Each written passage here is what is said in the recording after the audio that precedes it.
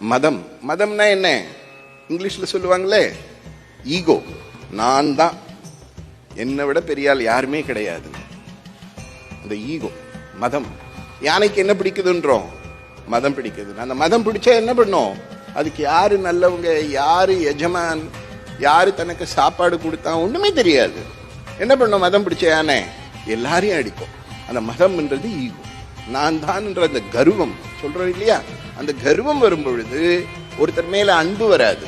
அன்பு வரலன்னா இரக்கம் வராது. இரக்கம் வரலன்னா நாம நல்லது செய்ய மாட்டோம். ஒருத்தருக்கு எப்ப நல்லது பண்ணுவோம்? நம்ம மனசுக்குள்ள இரக்கம் வந்தா தானே நல்லது பண்ணுவோம். இரக்கமே வரலன்னு வச்சுக்கோ, நல்லது பண்ண முடியுமா? நல்லது பண்ண முடியாது. அந்த இரக்கம் வரணும்னா அன்பு இருந்தா தான் இரக்கம் வரும்.